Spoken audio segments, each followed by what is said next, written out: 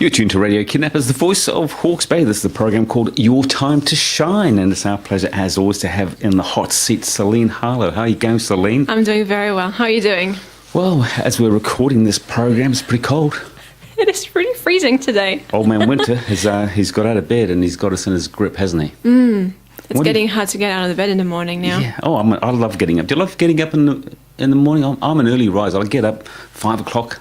Oh, I get up way later than that, but it's hard to just get out of the really cozy and warm blankets and really have to go through the house and it's freezing in the hallway and you're, oh my god, I just want to stay in bed the whole day. And when you get up though, I'm ready for the day. I'm ready like that. As soon as I get out of bed, I'm rocking. Do you take I suppose you've got to go and have a cup of coffee, do you, and bacon sandwich? Is that what you do? I actually baked some bread this morning before having breakfast. Homemade bread. So it's rising in my oven now. I'm really excited. It's real butter. Could you bring me the crust in? I like the crust with real butter on. Next time I'll do. And some smooth peanut butter. Okay. Anyway, we're not here to talk about peanut butter on a yummy crust. We're here to talk about what you do. What do you do? Just remind our listeners. All right. Well, I work as a coach and I work a lot with women who are looking to make changes in their lives. So often I work with women who are either in their 20s to 30s or on the other side, between their 50s and their 60s. And so my favorite tools are Reiki, which is energy healing, and Theta healing, which is belief work mostly. So why would they come and see you? Why would they think one day, better go and see Celine? Are they feeling at a bit of a low point in their life, or they just want to experience something a bit different? Yeah, usually it's a low point, and they've been following me for a while usually, and then they're just ready to make a change. So it can be in their love relationship, in their job, in their family, in the way they speak and to themselves or treat themselves, that kind of thing. So if we want to follow you, not like a stalker, how do we do that? Well, you're very welcome to follow me on social media. I'm very active. So Facebook's the way. So My Dawning Light, that's the name of my Facebook page. And we come and see you, just run us through the process. We knock on your door, we say, look, we need a bit of help. What might you be doing in the first visit? Well, the first visit is usually longer than the rest of the sessions, and actually I have something to say about that. So during the first session, we usually talk about what I call a pre-consultation form that will help us to get to know each other, and then we get into the meat of the session. So depending on what you need, we might just have like a relaxing time where you're on the table, and I give you some energy healing during the session, and you can just relax and take some time for yourself. Or we might be a little more confrontational, I like to say, and we can just work on your limiting beliefs, and that brings about quick changes. So it's a little bit like counselling in a way. You counsel people and say, well, do you say, tell me your problems, or is it not about that? I usually say, why did you come? Why did you book a session with me? If you could change anything in your life and there was no problem, with money or time or health or whatever, what would you change now?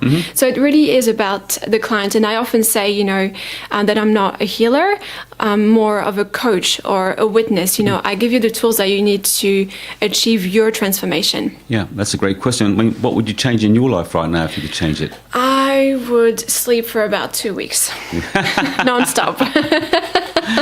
Okay, we are here today, in fact, to talk about change. So you want to sleep, and change starts with yourself. Tell us about that, and you've got a funny story to share. Absolutely. So last Saturday, I was at the Health and Wellbeing Expo hosted by the Hawke's Bay Health Collaborative in Harleaux North. And so it was a very busy day, and I gave out free 20-minute sessions for our clients, who came to just say hello. And so a lady came to say hello. We started to have a chat together, and she started to tell me all about her life and everything that was wrong. And guess what? She didn't say anything about herself, but she only talked about her son, who was still living at home at the moment, and she was really struggling with that. And so, as a coach, I tried to aim the conversation back to her. What would you like to change? Would you like to have more patience in the way you talk to your son, or would you like to know how you can better deal with the situation? And she just kept putting the responsibility back on her son. Yes. So that was a very funny conversation. And actually her son came to the expo as well, and she kept pointing to my stand so that her son would come and see me as well, but he didn't. You should have just tell him to get out. Well, I'm not a parent, so I'm not too sure what's the best way of... And it's a funny thing that you say that, because that's big news at the moment, isn't it? There's a guy in America who is well into his 30s, and his parents went to the Supreme Court and they said, well, you've got to leave. But Why wouldn't he want to, do you think? I mean, when I was 16, that was it. I just wanted to get out, see the world, go flatting and do my own thing and never went back. Maybe it's a New Zealand thing. I also left home when I was 16 and I was happy to never go back or go as least as not often at all, very rarely.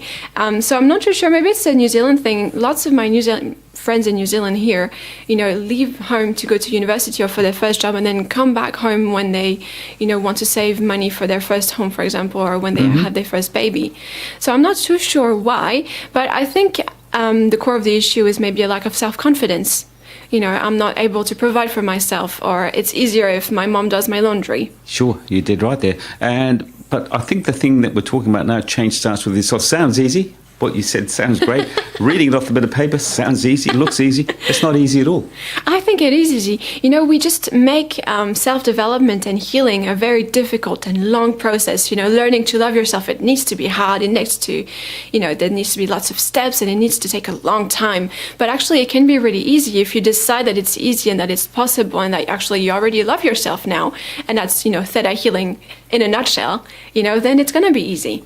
Well, should we disagree? Because, yes. Let's just say that someone in their 50s and 60s, or older than, what you are, 50 or plus, comes in and says, look, I've been in this relationship for years and it's just never worked for me. I need to get out of it. What do you say? Get out of it. Just leave. It's not my role to give advice. It's not, but it's not easy, is it? During a session, we would normally go to the core of the issue. Why do you want to leave your partner? Why are you unhappy in this relationship now?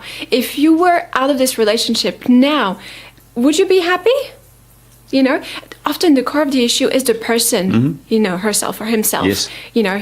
Rather than wanting to change your son or your partner, then change yourself and then the situation will improve. Yeah. Whether that means that you leave your partner or actually stay with the person. So you are a counsellor. I see you just counselled me there. Well, I guess I understand your point of view, but I give you my opinion. And if that doesn't resonate with you, then you're in no obligation to follow it. Ultimately, what I want you to do is to take responsibility for your thoughts and your actions and your feelings, rather than putting the blame on someone else and having this victim mindset. So someone comes to see you, they agree that they need to have a bit of a change in their life, and you agree that, yes, they are indeed right. Would you put a time frame on that? Would you say to someone, okay, well, come back in a month and we'll see how you're getting on, or this should be happening by then? Is that what happens or not? No, because, people are responsible for their own reality. And, actually, they have a great example. Like, back when I had a lot of acne on my face, I would always say, in 2 months' time, I will be completely healed and my skin will be perfect. And it never happened because I wasn't taking the right steps. I had all the knowledge that I needed to change my diet and introduce meditation in my life or whatever else I needed to do to clear my skin completely. But it never happened because I didn't take those steps. I took the easier one, like taking that supplements, or cutting cheese out of my diet. That was relatively easy for me at the time. But I wasn't doing the hardest things. And that's often what we do in our lives as well. We just see one side of the coin, I'll just look at that and I'll work on that, but I won't look at the other side of the coin, and then, not much changes. Sure. Okay, but you've got to take that first step to change, don't you? Sorry, say You've again? got to take the first step. You've got to... Yeah. You've got to want to change. Yeah, that's the thing. Yeah, you need to want to change and you need to believe it's possible for you to change. If those things are not here, then nothing is going to happen, and I can't force you to heal. No, indeed you cannot. You're listening to Radio Kidnappers. We're the voice of Hawke's Bay. Today we've got Celine Harleaux in the studio on Your Time to Shine. Just remind our listeners, Celine, we want to come and see you. We feel a bit of a change coming on, but we're not sure how to go about it. Where are you? Well, the best way to get in touch with me is through my website, which is www.mydawninglight.com, and you'll have all the information you need on the website. Okay, so we can't just bowl up for an appointment. We can't just knock on the door and say, I'm here. We have to make an appointment with you? No, you usually can't. And I travel often, so there's a great chance that actually the house will be empty when you come. No worries. They've got a cool message, and that is that you can't change others. Well, you know what they say? You're looking at me with doubt in your eyes. They say a happy wife is a happy life. And I might put it to you that if we look on that basis, then maybe some guys might say, well, I want to be happy at home, so I'm going to do what the boss wants. I wish it was like that in my relationship, but Richard won't let me do that. You better have a chat to him. Well, the other way around works as well. You know, if you have a happy life, then you'll have a happy wife. If you're happy Yeah. within yourself, then you'll be able to love others. If you love yourself, you can love others. Sure. So probably a good marriage or a good relationship is all about compromise, and compromise is changing, isn't it? Not necessarily compromise. I think healthy relationship is about two individuals who are whole in themselves, who are complete already, and who come together to build something. Isn't that beautiful? Oh my goodness, I should quote myself You should have on written that. that down. Okay, well, let's drill down a bit more. So you can't change others. That's the core message. I believe that's true. A leopard never changes their spot. But if you want to be in a relationship with someone, sometimes you do have to change, don't you? Even if it's a relationship with your boss. I mean, you know, you told me you get out of bed at 11 o'clock in the morning. You Earlier than that. You go to bed at 4 o'clock in the afternoon. But if you're working, you can't just turn up late. You've got to say, well, you know, these are the rules. So you are going to change. You have to change, otherwise you don't get the job, do you? But you're changing all the time. Like I am changing right now because I'm thinking about what you're saying, and I'm slightly modifying my point of view on the subject. You know, I'm changing all the time. Change is inevitable, and you know, you can have bad change and good change. It really depends on what you want to do. What's your goal? What's your outcome? What's your ideal objective? So what is the core message? You can't change others, or in fact, yes, you can change people. Why would you want to change other people? Well, because they may not be compatible with you, and that's not a good reason to change someone, but someone may have some bad habits. Okay. Well, how would you go about that anyway? Well, let's just, for example, say that you're a smoker and a heavy drinker and you're using drugs. Yeah. Would it not be good for me to change you? Absolutely, but the reason why you might be smoking is to hide something or to deal with something or to help you to handle stress better.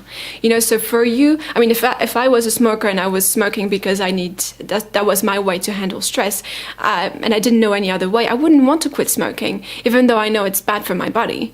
I just don't know how else to handle my stress, but I have stress and I need to find a way to get rid of it. So smoking's my way. So you can change others. Because if I help you reduce the stress, you reduce the smoking, reduce the drinking. So it's quite easy to change people, isn't it? I don't agree at all. I think the best way to do this is to show someone that there's another way, there's an easier way, there's a healthier way for your body. And you can actually handle stress in a different way by, for example, working on your breath to work on your mind. And you show the way, and the person sees that there's a different way and has the option, oh, do I want to continue what I've always done, or do I, I'm not too sure. So we're both going to change them. It's just that your way of changing them might be a bit more subtle. I don't know about subtle. You're going to say, look, if you did this, you know, did a bit more exercise, got rid of that in your life. Is that what we're talking about? Well, let's look at it in a different way. Let's say that my husband never does the dishes, you know, and he just never helps with the cleaning and the cooking, and I'm just fed up with it all. So what is the best way for me to handle this situation? Just to keep nagging at him, Richard, you should really do the dishes, you know, you need to help me. This is, you know, we're in the 21st century, 2018, for God's sake. You know, you need to do the dishes. This is an equal relationship. You need to do it. And and you start to, that was very French of me. You start getting angry and all of this, and you start whining to your best friend, and actually the situation gets worse because of all the whining that you're doing and because you're making such a big fuss out of this. Which is what most people do. Yes, and I do it too. Yeah, there you go. I have to change you. Like I say, how would you change him? Well, actually, you know, I heard a teacher a few months ago who said,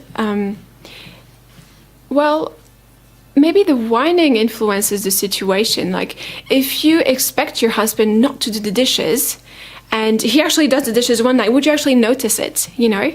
And so the whining kind of forces your partner to behave in a certain way, because that's what you expect of him, because that's what he always done, and therefore he cannot do any differently. Okay, so how would you influence Richard to do the dishes? I mean, if you say nothing, he's going to say, well, hey, this is great, I don't have to do the dishes.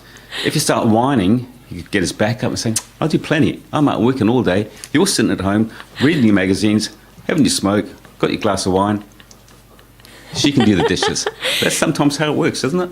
What if the dishwashing was not really the issue? You know, if Richard wasn't doing the dishes, I would probably go to the core of the issue. You know, why is it bothering me so much? I think, let me think. It would be about me not feeling valued, you know, for everything that I do in the house. And that would be the core of the issue, not really Richard, you know? And so if I change that, you know, I know that I'm valued and I know that I can do half of the work and Richard will do the other half, then I change my perception of the situation and everything changes. And then I can have a conversation without whining and without complaining, which is great. This is what you want. So you want to do the dishes. You don't really want Richard to do the dishes. Is that what you're saying? I mean, if I was Richard, I would say, gee, Celine, you make a great job of those dishes. No one can do those dishes as good as you. It's actually not true. I'm a terrible dishwasher. So you do really want to change Richard, and probably the only way you can do it is by nagging, because no guy wants to do the dishes. But why not? You know, Richard is in a relationship with me, and when we got married to each other, we made vows, right? We made a commitment to each other that we would change and adapt so that the other can feel the freedom to express themselves in the relationship. So it's in Richard's best interest to do his equal share of the housework. Sure. Why not? Absolutely. I totally You're just agree assuming with you. that Richard is lazy, but he's not. You know, he's assuming the role that I created for him, that he's lazy and that doesn't want to do any dishwashing. Okay, so let's just bring it back to my question was, how are you going to change Richard? If he doesn't want to do the dishes because for whatever reason, the only way you're really going to get him to do it is to nag him, so he's going to try and keep you happy. That's the only way, isn't it? I think there's a different way. I would get out of the room for a minute, slow down my breath, and think, oh, Celine, why are you upset and why is Richard not understanding you right now? There's a miscommunication and technically you're the core of the problem because you're angry and he's not. And so I would do some thinking around the situation, you know, why am I angry? Why am I upset? Why is this making me so frustrated right now? And then I figure out the issue, I figure out why I'm angry, and then I can have a conversation with Richard. Listen, Richard, you know, when you do this or when you don't do this, it makes me feel like that. It makes me feel like you're not really valuing me or that you're not really seeing me or that you're taking advantage of me. And so you see, you start with I am or I feel this way when you, instead of saying, you know, you never take care of me, you're so lazy, I hate you, I don't know why I got married to you in the first place. You were just nagging Richard in a much nicer way then. I don't think by it would saying work. those things. Yeah, there's two ways to nag, and I'm just sort of being devil's advocate here. You know, you can yell and scream at someone, and that might work. And you can do it the other way that you just mentioned, that you can say, you know, hey, look, we're a couple and we should be doing stuff together. It's still really putting the onus on Richard to change, and he's only going to do that because you are putting that on him. But does it ever work, this nagging? You know, if Richard was to do the... What, really? What? Yes, it does. Oh, nagging tell me. does work. Yeah. Do you do the nagging or Oh, no. does someone else do the nagging for you? I'm pretty good guy. We don't really nag. We know, you know. And for instance, I'm not a guy that would go out of my way to look for stuff to do around the house. But if my wife said to me, "Oh, geez, have you seen all the leaves on the driveway?" I said, "Yeah. Hey, I'll go and get the broom." You know, or those lawns are looking a bit long. Yes, yeah. I'm onto that. Psh, they're done. You know. But like I say, most people don't go looking for stuff to do in their free time. Fair enough. So, but if she said, what about this? Or if my wife said, hey, would you mind putting in a load of washing? I'd say, yeah, no, not a problem. I wouldn't go into the laundry basket myself and say, it's full. Why don't I put a load of washing in?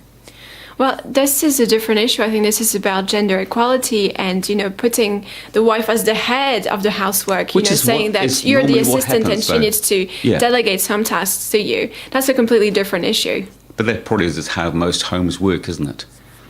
I dare say that my home doesn't work I bet like you're the that. boss at your house and you're just not letting on.